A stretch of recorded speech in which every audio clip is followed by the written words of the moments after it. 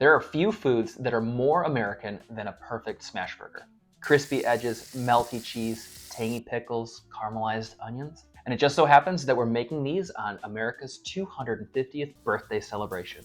The perfect time to go fire up the grill. So today, Paisley and I are going to show you how to make the quintessential American smash burger. Stick with us, and we're going to show you how.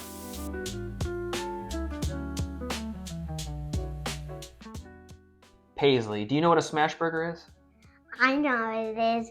It's a burger with meat that is smashed. Exactly. It is slightly different than a typical grilled or charbroiled burger. We're actually going to smash the patty as thin as we possibly can to get crispy edges while maintaining a perfectly juicy burger. Instead of throwing it on a grill, we're going to use a cast iron. Smash burgers came into popularity in the 1920s to 1930s in America, and we couldn't think of, again, a better time to do a smash burger here at home than on the 4th of July during the 250th anniversary of America. So if you stick with us until the end of this video, we're going to show you 4 skills to make the perfect smash burger that will have you going back for seconds, maybe even thirds. We're going to show you how to choose the right beef because the grind and the fat matter. We're going to show you how to perfectly smash your burger. We're going to show you how to properly pick and prepare the perfect bun for this burger. And from there, we're going to show you how to build your smash burger because every layer matters. So Paisley, you ready to get into the kitchen and then out onto the grill? Yeah. All right, we're going to wash our hands. We're going to get in the kitchen. And we're gonna meet you there. So you can't have a hamburger without beef. And the beef actually matters. You will find that there are different number gradings for beef. You'll see it split. There's 2 different numbers, they're percentages, and that is your clue as to the mixture of beef and fat. The first number is how much beef is in that mix, and the second number is how much fat is in that mix. To get a juicy smash burger, we want a decent amount of fat. So we are going to choose what is called 80-20 blend. From here, seasoning matters. I'm going to lean into my 20 years of kitchen experience here. I season my burgers while I'm mixing the beef. Paisley's gonna add some salt, some pepper, some garlic powder, and some onion powder. Our full recipe will be in the description below because I know we're gonna move fast through this. So this gives the opportunity to season inside and out. And because these are going to cook so fast, and we're going to put some cheese on them too, we won't have much of an opportunity to season them in the process. This will guarantee a consistent seasoning all the way through. Now that we've got the beef picked and we've got the beef seasoned, we need to continue the consistency in the size of the smash patty. This may seem a little finicky, but we want to make sure that each and every one of these patties is going to be the same from start to finish. That way they sit on the burger properly, they cook all the same, and we don't have to think about what we're doing. We can kind of autopilot this once we get the process going. So I'm going to use my handy kitchen scale here. We will link the brand that we're using in the description below too. So if you don't have one and you want to pick one up, that link will send you over to Amazon at no extra cost so you can pick one up too. We're going to shoot for anywhere between a 2.5 ounce and 3 ounce ball of this seasoned beef. We're going to loosely turn it into a ball. We do not want to turn it into a meatball. We don't want to roll it in our hands. We don't want to pack it in because we need it to be loose to spread out the way we want when we get to our next step with the smashing. So now that we've got our beef portioned and ready to go, everything will be consistent. We are going to go outside to get our grill ready for our next step, the smash. Now I know that we talked about a grilled burger versus a smash burger earlier. We're going to take this process outside to keep our mess down in the kitchen. It's a beautiful afternoon while we're doing it. And we want to show you that you don't have to buy a fancy Blackstone type implement if you don't want to. We are going to use our cast iron on our grill outside. The key to getting the perfect smash burger is a really, really screaming hot flat top surface. We're going to wait for that thing to hit anywhere between 400 and 500 degrees. I know that's super, super hot, and that's why these cast irons work so well because they can handle it, but we need that surface to be ripping hot to get the best crust on our burger. So in order to smash the patty, we need a tool to do this. There are 2 tools that we can use in our kitchen here to make sure that we do this properly and without hurting ourselves. First is just a metal spatula. Second is an actual burger press. I picked this up for about 15 bucks at my local hardware store in the grilling section. They're all over the place. They're really cheap. You can find them on Amazon, and we'll link one down for you below. Chef tip here, we cut some parchment paper squares to help the process and so that way the burger press won't stick to the burger patty here. Once that cast iron is ready to go, we're gonna open up that grill. We're gonna take a couple of pats of butter and throw them into the cast iron. This is not a necessary step, but it's one that adds a whole nother level of flavor. And if you are like us and like to go to Culver's every once in a while, if you've heard of a butter burger, this is what they're doing. They're using butter to actually griddle on as the cooking medium. Once that butter is melted, we're ready to go. We're going to be very careful. Everything is very, very hot. Paisley, how hot is it? Super hot. It is super hot. So Dad is gonna take over here. So that way, if there's any splattering or any flare-ups, I can handle it. One at a time, you're gonna take your individual burger ball, put that down. It's gonna sizzle up really hot, really nice.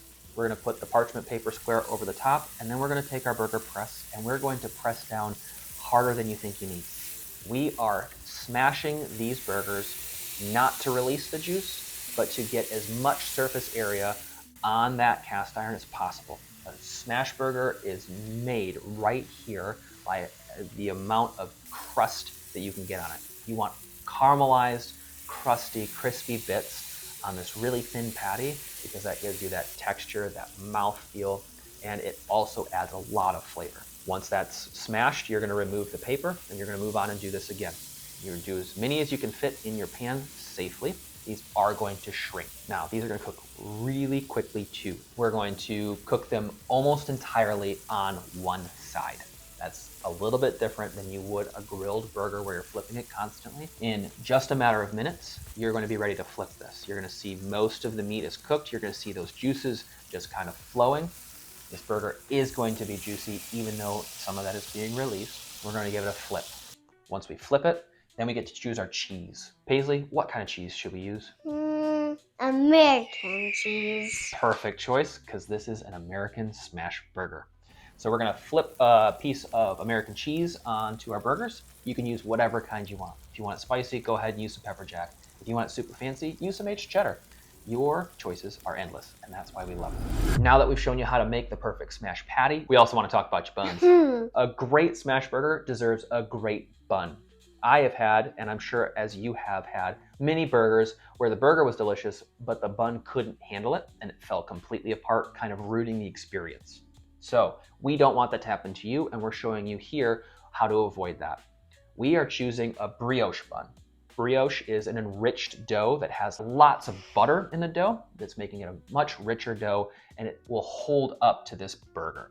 It's really sturdy. It's got a nice chew on it, and you can see here, these burger buns have been egg washed on top, so they've got a nice, beautiful, bubbly, shiny color on the outside. We're gonna take it one step further, and while our burgers are in our cast iron, we're gonna heat up another cast iron next to it, and we're going to toast our buns with a little bit of butter too. This is a step that we like to do to add a little bit of extra flavor. It's gonna add a little bit of texture. This is also going to help ensure that you've created a crust that's gonna help the moisture from all of the components not completely sog out the bun. Now that we've got everything ready to go, we're gonna head back into the kitchen and we're gonna build our burgers. Derek, I've been making burgers my entire life. I don't need you to show me. That's totally fine. If you wanna build it yourself, go for it.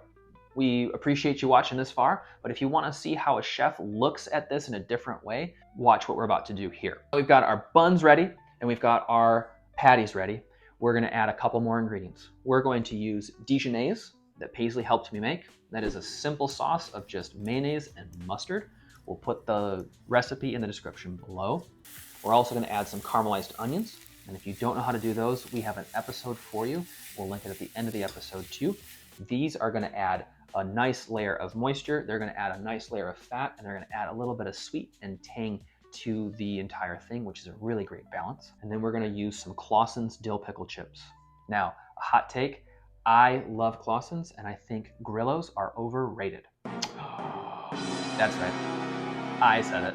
I know a lot of people out there love Grillos, not my thing. I like Claussen's better. However, cool thing about this is you can use whatever pickle you want. So now that we have all of our ingredients, we're going to layer this properly, because layering flavor doesn't just end with the ingredients. It goes all the way through the building of your dish. We're going to open up our burger buns that are nicely toasted. Thank you, Paisley. You're welcome. We're going to add this dijonnaise on both buns, top and bottom. This will make sure that every bite has a little bit of that dijonnaise, and no one bite will be drier than another. From here, we're going to stack up our patties. Yes, I said patties. I'm going with a double.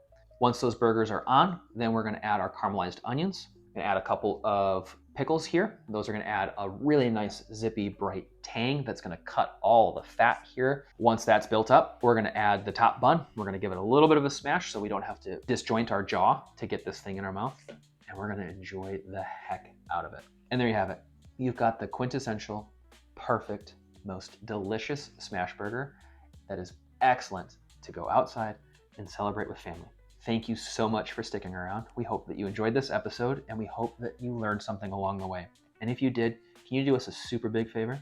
Can you share what we're doing here with your friends and family? Whether you're at a cookout, enjoying the same holidays that we are, or just wanting a little taste of America, let everyone know that you know what we're doing, that everyone can cook. We're here to show you how, and we love getting to cook with you. You want to know what? What? If you want to learn how to make the perfect kettle chips at home to go with this smash burger, go ahead and smash that subscribe button, because next week we're going to show you how to make the perfect kettle chip. Till the next one. We see you. Bye. This will be roughly about a 1/3 pound booger. Uh-oh. I don't want a 1/3 pound booger. Gross.